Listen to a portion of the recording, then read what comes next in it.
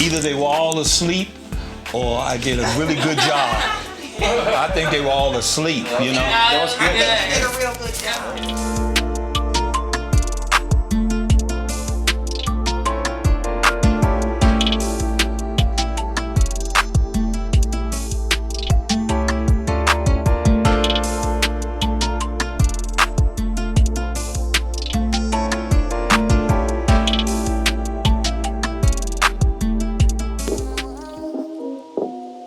When viewing Vow Village, please keep in mind there will be no catfights, no crisis, no shade. This is meant to be a celebration of couples who are making love work through the pandemic. We already know that bad news travels fast. Our hope is this good news can travel and last. This docuseries may have hints of other couple-centered shows, but it is uniquely designed to highlight happy couples with the alliance of wellness experts. Contrary to popular opinion, when things are going well, guidance from a mental wellness clinician can still take your relationship from good to better and from better to mo better. A collaboration where everyone in the room is an expert. Each host a trained wellness expert, while the couples are vow experts who have agreed to form this Vow Village, and it takes a village to raise a vow. You talking to you or talking to the camera? I want America to know. Cause I need them to know how serious it is. That's my love. I need to know they need to know how serious it is. Okay, this ain't no joke. but tell me, America hear you. Tell me. It's. The couples that I work with range from couples who are doing very well to couples who have struggled over the year. And some things that I've noticed that are common is communication, not being able to communicate with each other well, not being able to find that love language or to be able to relate to each other. If you kind of look at marriages as a whole, we get our experience from our past. So whether we grew up in single-family homes or diverse cultural homes or homes with adopted siblings and adopted parents, we learn what our relationships are supposed to be from those we grew up with. And so seeing the different dynamics and seeing them struggle with past information and new history and learning to relate on different levels has been challenging at times, but it becomes very rewarding when they learn to work together and learn to accept each other's differences and make them collective goals for each other. She's a stay-home mom.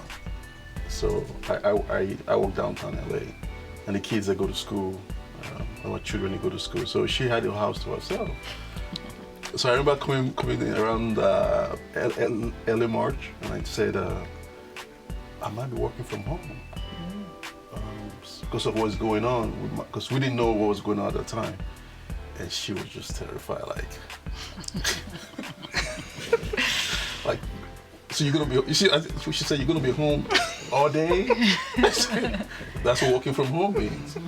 So we started doing the divided the house, because now the kids also have to go to school from home, online schooling. Yeah. So we divided the house into 4 quarters. And about 2-3 months later, she was like, you know what? I really enjoy you being home. Wow. I thought we were gonna be like, you know. She wasn't sure. She wasn't sure. You weren't sure about him being home. You were like, oh my goodness, you're gonna be here every day? Every day. I felt like, you know, because I am used to being home by myself, and I tend to value like alone time. So the kids are home, he's home. My initial thought was that they're gonna be on me for like, you know, meals. I'm like, I think the first thing I said, I'm not gonna be cooking 3 and 4 meals a day. Like, yeah, she didn't say that. So once we got over that, you know, it's been fine. But it's nice having him home, to the point where when he was about to go back, I really was kind of sad. Yeah, because I went back for like a week. I guess we're trying to transition us back gradually. So I only did 1 week, and she was really, really sad. Like, you going back to work? Like, I'm like, yeah. I like how I'm around, it turns out. Nice. Yeah, that's what she said. It's a liberation thing for me. It always has been. From the time I was a child, I have always been that one that I wouldn't say rebellious, but you cannot put me in a box. It just doesn't work. Even if it was something that I started, I might have started in, in the corporate business and all that, but I knew that was not going to be where I end up because I like to do me too much. You like to do you I like too to do much. me too much. Okay, so we're going to get into that a little bit. What is that like for you, Sean, being married to someone who is not going to be placed in a box, who is really committed to her freedom? Oh, wow. I don't have a problem with it. I like to see her do her. Do her basically. Do you. There's nothing wrong with it. I knew what I was getting into when we got married, so. Okay. She's always been that way. I mean, there's 8 billion of us, 8 billion people on the planet. And one of the things I make them aware of is that there's no coincidence. Out of 8 billion people, you two get together. And so let's begin to look at it from a whole different way, a constructive way, a way that begins to open them up to the possibilities that exist for us all. Not trying to force anything, but again, just to open them up and make them aware of the multiple possibilities that exist. Mars, how do you guys balance that relationship, partnership between the work and the home? I think it's like a tag team situation. We like tag my turn, tag your turn, like that kind of thing.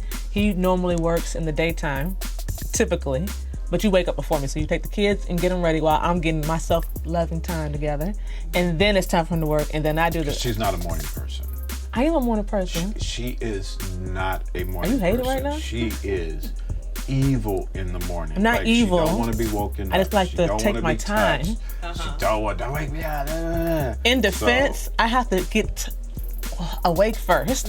And he wants to talk to you before you fully wake up. I'm a morning person. When I get up, I'm up. Like I wake up at 4:30 in the morning, 5 So o'clock. you're saying you need your process. It's a process. It really is. This show is extremely important because now we get a chance to address some things that most people don't want to talk about. One thing I'm grateful for in this show is that both the male and the female are said yes to it.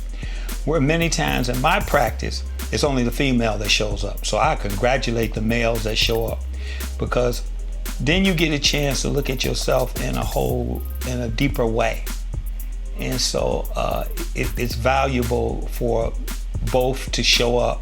And I think you now get a chance to see that their issues are not just their issues alone. They're all of our issues, but with a different label. If I drink, I'll go to jail. Yeah, you probably will. I'll probably get drunk, call my entire family and cuss them out like y'all left me abandoned. It would not be good. Oh, wait, the word abandoned. I don't know if we're rolling or not, guys, but are we rolling? My family know they ain't. Oh, we've been okay. So wait a minute. So I got before we get deep, because you know the therapist in me is I gotta know.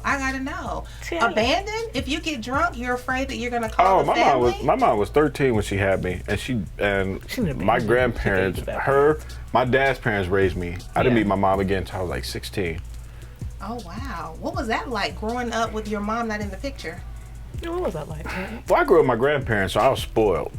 Yeah. I was the only child, even though I had siblings. I got 6 siblings. There's 7 of us. Okay. They all grew up together. I didn't. Okay. But I think it was cool because my dad he'd been in jail. He cracked. It's not funny. He not a crack. Take the wheel. I mean, that's a real thing. That happens. Yeah, he was on that heroin. All I think about is Chappelle's show, but no. Okay. Yeah, my dad been in jail his whole life. Yeah. But it ain't really affected me because my grandfather was my dad. Because I didn't know that my grandparents weren't my parents until I got older. Okay. But by that time, it didn't matter. It was, I went to private school. I got a good education. I was spoiled. That explains your children, huh? Yeah, I'm good. Well, it didn't matter then. Does it matter now? Like when you look like retrospectively? You know what? I think it mattered. It mattered in all my relationships prior to her. Put it that way, because I didn't trust women. Before me. And I didn't even know that stemmed from me not being around my mom. Mm-hmm. So I didn't trust women. And I always dated the wrong one. She met my ex. I told her. My ex. And she's like, I don't believe that. Then she met her. Oh. And then I was like, I gave the benefit of a doubt. It was like Yahtzee. Confirmed. Yahtzee. And most of us don't have a diagram for relationships. We don't have a book, a manual on parenting. We don't have a book on none of that stuff. We go for it. And most of us have not been able to see models in our relationship as young people. My parents separated and divorced when I was a young kid. Let me say that by saying, when I look at my kids, I'm like, wow, that's good. And that is because of her. And what I mean by that is, I'm a homebody. So this COVID pandemic thing is not affecting me at all. It's right. It's right in my alley. I want to stay home. I got TV, I got music, I'm good. But my kids are social. They're not, I don't want to say extrovert, but they're outgoing. And that is because of her. Beautiful. I didn't get that woman from me, but that is because of her, and I appreciate that. And we're not all perfect. My father used to say it's never complete for somebody. It's never complete.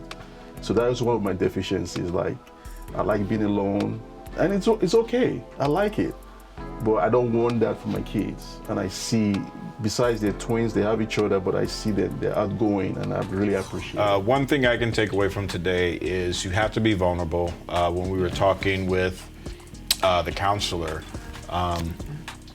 if you're not honest with them, they can't help you. You can't fix what you don't know is wrong. And I think today will help us in the future to uncover, even though we're not in any crisis, it'll help us to grow even more by working on and taking away some of the tips that the doctor and the counselor gave us. Mm-hmm. Yeah, especially us as black men, we are, we've been taught to be strong, and it looks weak to talk to people, but I think being able to talk to a counselor about your vulnerabilities and learning how to process those and not take them out on your family because you're angry, but you can't tell no one. And yes, you could talk to your wife, and you can talk to your friend and your brother, but talk to someone that can give you the skills necessary to overcome those, because we have a lot of pain and PTSD in our lives. And unless we are willing to show that vulnerability and talk to someone, we will never get healed, and we're just going to pass that on to the next generation and the next generation. Mm-hmm. So show your kids that you're flawed. Show them that not all heroes wear capes. I think now is probably one of the most important times that they utilize the lessons learned, the information received through Vow Village, because it gives us that real life experience of what a healthy relationship can be. And healthy doesn't mean perfect. Sometimes it means that there's some scratches. Sometimes it means that there's things that are not always good, but it gives us a healthy view as to the way to communicate, lessons learned, how we navigate problems, how we don't run from these challenges, and how we grow and build from the things that we experience. So hoping that this experience with them will help them grow and also teach everyone watching about something new that may help strengthen and save your marriage. I, Sean Thorpe, continue to take you, Casey, to be my wife, to have and to hold as we continue to grow old. From this day forward, for better, for slightly less than better, for richer, for balling on a budget, in pandemics and in health, to love, honor, and I will always put respect on your name. This is my vow to you, Queen Casey Thorpe. And I, Casey Thorpe, continue to take you, Sean, to be my husband, to have and to hold as we continue to grow old. From this day forward, for better, for slightly less than better, for richer, for balling on a budget, in pandemics and in health, to love, honor, and I will always put respect on your name. This is my vow to you, King Sean. That's right. All right. That's a cut. Thank you, guys. Respect on your name. Respect on it.